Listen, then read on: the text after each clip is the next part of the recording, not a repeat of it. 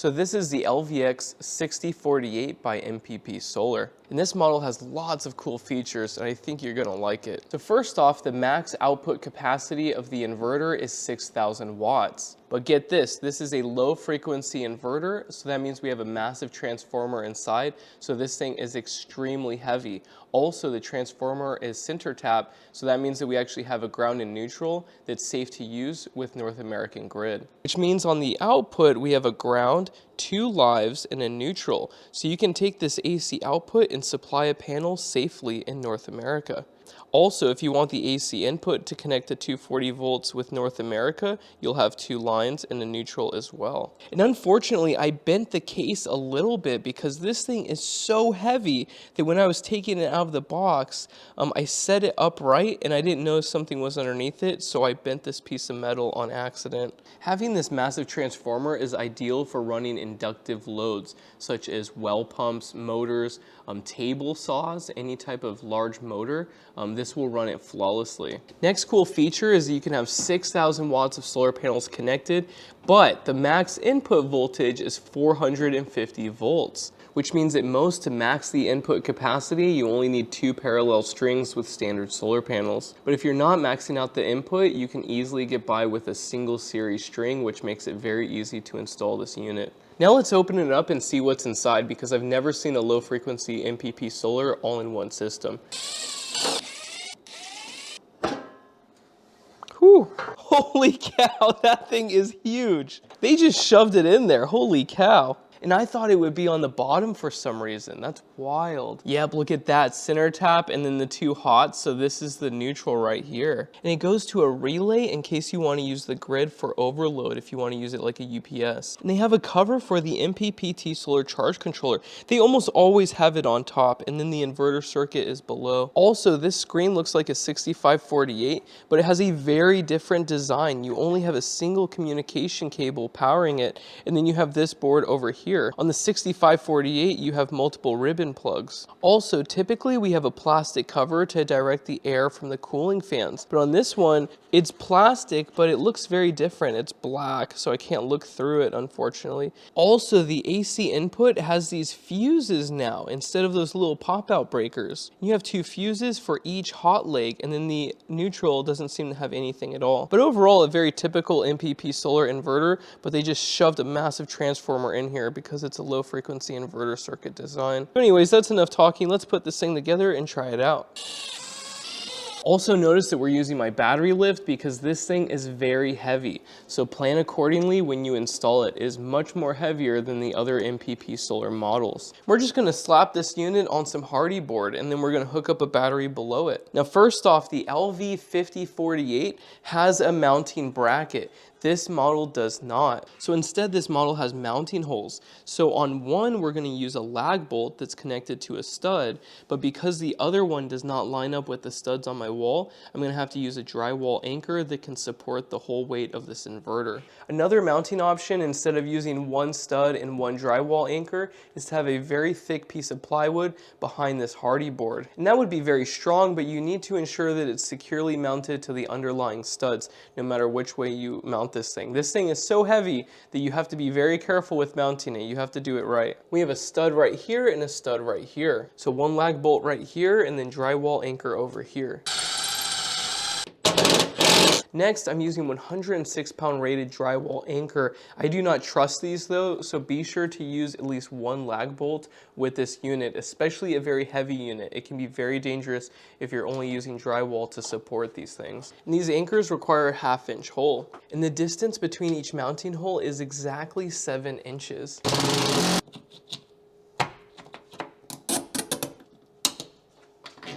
Now I wouldn't trust my life with these drywall anchors, but these type in particular are pretty cool and I've never had one fail yet. Now that both screws are up, we can just throw that inverter right on. Oh boy. Yeah, this thing's heavy. Yeah, that's good. Wow, look at that. And honestly, it's scary that this little drywall anchor is holding up all of this weight. So yeah, I recommend another way for mounting this. Next, we want to secure the bottom of the unit. And there are 2 holes to do so, but these cannot hold that large of a screw or even a lag bolt. So these are only for holding the unit against the wall. Now that we're mounted, we can safely hook up a 48-volt battery. This is the Pro Model EG4 by Signature Solar. Oh wow, I didn't know this screen was different. This is nicer than the other server rack batteries. I had no idea it was any different. And it has its own on and off switch. I still have to review this battery, I just got it. But so far it looks really nice. These buttons are a little hard to press though. And we're gonna connect these with 2-watt gauge cables. So first we connect them to the all-in-one system. Oh man, I need an extension. Those are pretty deep in there.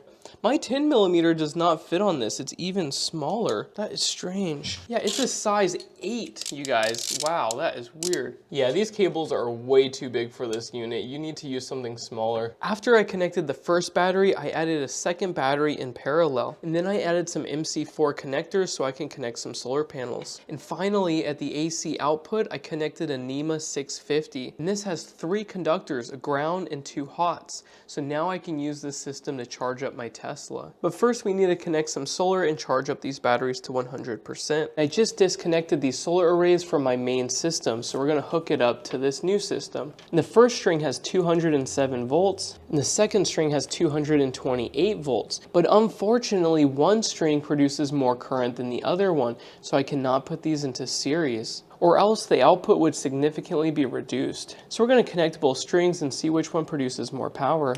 So first we need to add this cover so we can turn everything on. And this only has 2 screws holding it on and 1 data cable connection. So first connect the data cable. And the power button is right here, so let's turn it on. This one sounds different. You can hear it. This one has a hum. I forgot about that with low frequency inverters. And the idle consumption is 2.5 amps, which is pretty excessive. That's 135 watts. I was not expecting it to be so high. Let me check the manual just in case. So nowhere in this manual does it show the idle consumption. There might be a power saving mode on here that we can enable, so let's try that. Oh, I hate that beep so much. I am not seeing a power saving mode. What a bummer, that's not good. So yeah, this thing has a pretty high idle consumption, just so you guys all know. Also, it only has 1 input. If you buy the 6548, which I have over there in my other videos, has 2 separate inputs with MC4 adapters. I really think they should have done that on this model as well. But I think most people buying this will be buying it so that they can run large motors or well pumps, especially at 240 volts. So that might not be an issue for those people. So let's hook up some solar. So first array is connected. This array is not in the sun right now. It's later in the afternoon. Oh man. All right, let's connect the second array and see which one's producing more. This array is producing more. We already have 340 watts coming in. So this one has 2 strings on it. It's my used panel array. Oh man, it's gonna take a long time to charge up these batteries considering the time of year.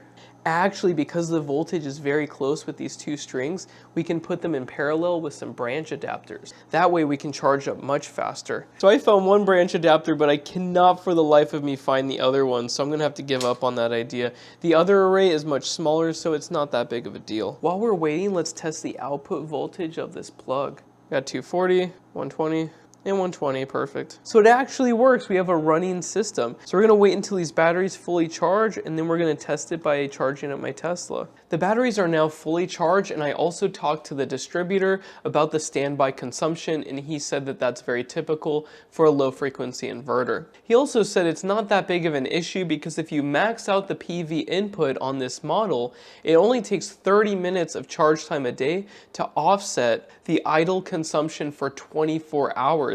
If you're only running it for 12 hours, it's only 15 minutes of charge time, so it's not that bad. I think people need to keep in mind that these are designed for use with large battery banks and large solar panel arrays. So be sure to do your calculations correctly. And now we're gonna test the inverter's output, but unfortunately I do not have a large inductive load. If you guys can recommend a variable wattage 6,000 upward of 10,000 watt inductive load that we could hook up for testing purposes, that would be great because I can't think of anything and I don't have anything in this shop. The largest load I have at 240 volts is my electric car charger. So let's hook up a charger and see how well it does. And here's the charger. Make sure it's off when you plug it in because there are exposed conductors and you could shock yourself. And unfortunately, I still have the Tesla Plaid. I'm gonna sell this the moment I get the pink slip, but Tesla, they told me they were gonna be able to buy it back, but they denied my request after 20 days. And this thing was in the shop for 3 weeks. I'm super mad about it. I posted it on all these websites and it really doesn't matter anymore. I'm just gonna sell this and get rid of it. Anyways, it has a depleted battery, so we're gonna charge it with this charger. And 6,000 divided by 240 is 25 amps. So I'm changing the settings in the car so it will only charge with 25 amps. And now the inverter's on, so let's plug it in. Oh, there we go. It is charging. Uh-oh, we're pulling 27 amps. Oh man, that inverter is screaming. This thing's working. 130 amps at 51.6 volts. I also have this shunt doing a capacity test for these EG4 batteries. Might as well do it while we're here and testing everything else out.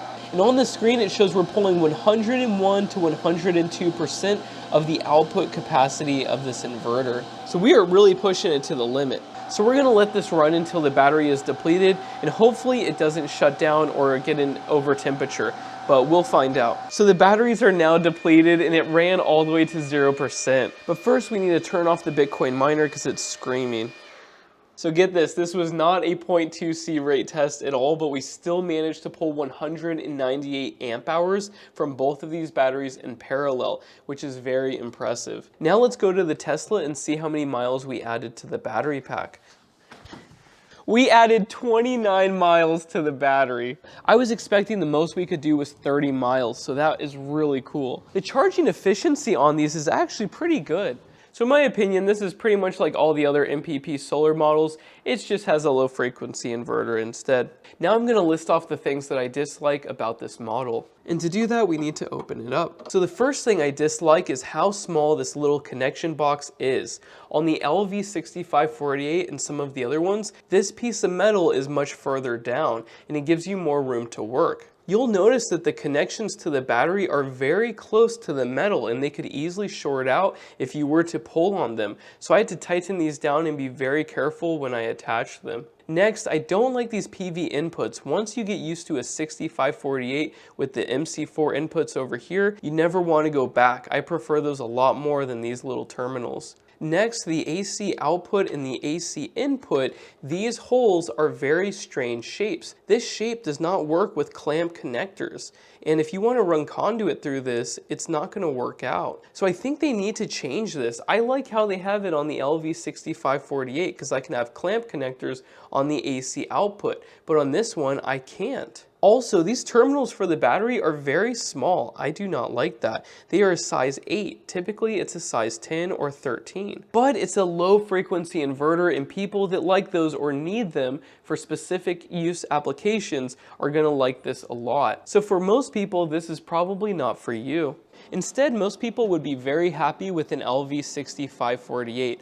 All around, this is still my favorite for all-in-one system, especially in North America in the terminals and output connections. This is a high-frequency inverter, so it's very lightweight, and the connections in the room to work are much larger on the bottom. And these are probably their nicest ones. I prefer these over Growatt and everything else. If you guys have a better inverter, please let me know, but yeah, I'm kind of crazy over these. The more I test other models, the more I like these.